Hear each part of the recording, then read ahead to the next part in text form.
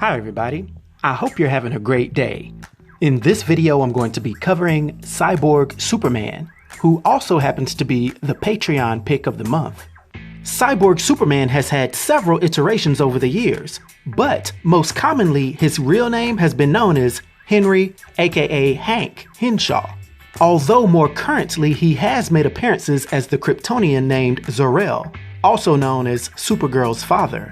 But in his cybernetic state, he stands 6 feet 3 inches tall and weighs 500 pounds, typically being shown with one blue eye and one red cybernetic eye, as well as having black hair, making his very first appearance in Adventures of Superman issue number 466 in May of 1990.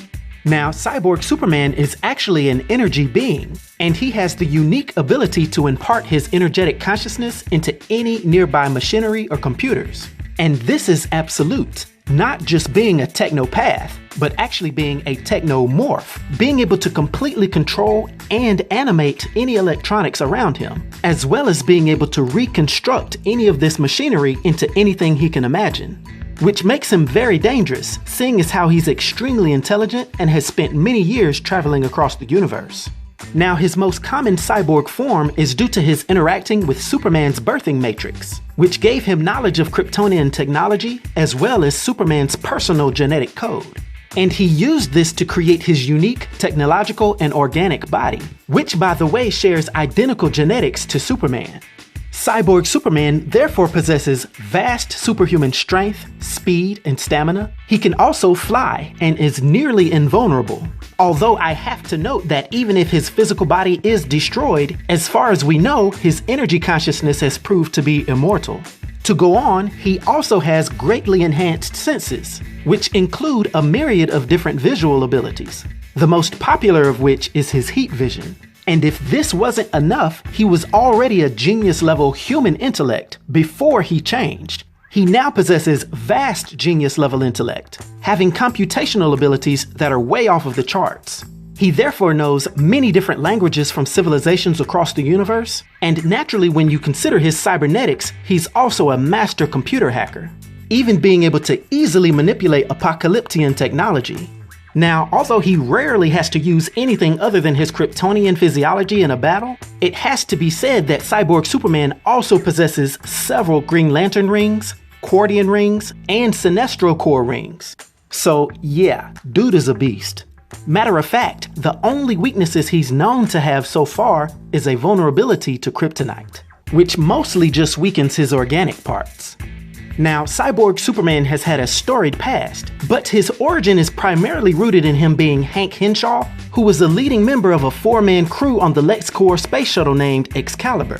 But one fateful day on an expedition, their craft was exposed to cosmic radiation, which led to its crash and 2 of their crew being annihilated.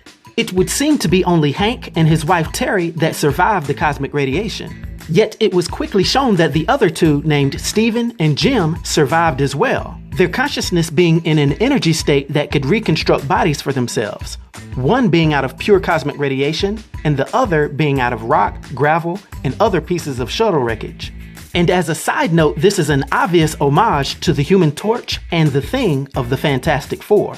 There are obvious similarities between them and the popular Marvel superhero team. But eventually Jim and Steven went crazy and destroyed themselves, while Hank and his wife began to have rapidly decaying symptoms as well. Back at LexCorp medical facilities and with the help of Superman, Terry was able to be saved. But it seemed as if Hank had decayed away.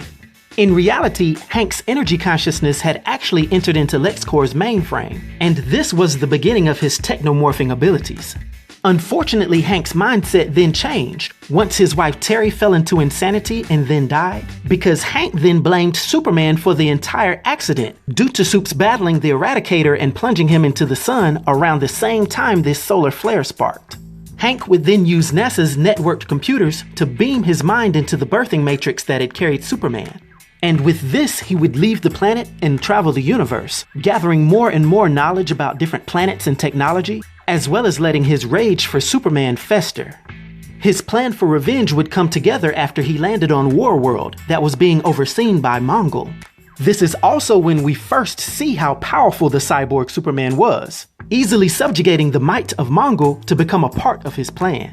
From here, Cyborg Superman would go on to play a part in many different storylines in DC as well as Marvel Comics, posing as Superman during the reign of the Supermen, showing himself to be able to even manipulate the savage Doomsday at times, and he'd even become a major foe to the Green Lantern and the Green Lantern Corps while he was in his capacity as the Grand Master. Over time, he'd gained membership with the Manhunters, the Alpha Lantern Corps, the Sinestro Corps, and even the Suicide Squad. And as I said earlier, he was even portrayed in the New 52 as Supergirl's father Zor-El for a period of time. I guess you could say this guy gets around and seemingly cannot be destroyed. Now, due to his powers and abilities and his influence on the DC universe, for my 1 to 10 rating, I'll give Cyborg Superman a rating of 9, which is an epic rating. I hope everyone enjoyed this video. I'll talk to you next time. Be sure to like and subscribe to The New Sage.